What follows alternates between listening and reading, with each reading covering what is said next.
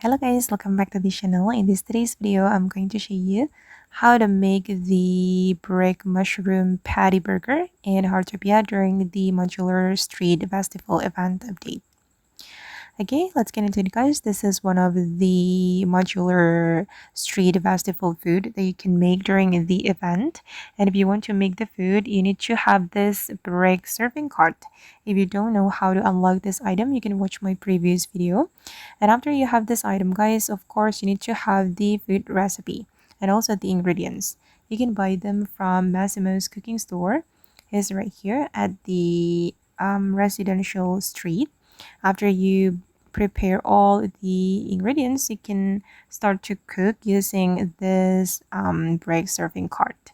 And this is the recipe for brick mushroom patty burger. You need wheat and also this brick meat patty and also mushroom. Now we're going to start to make this food. All right, I'm going to tap on that.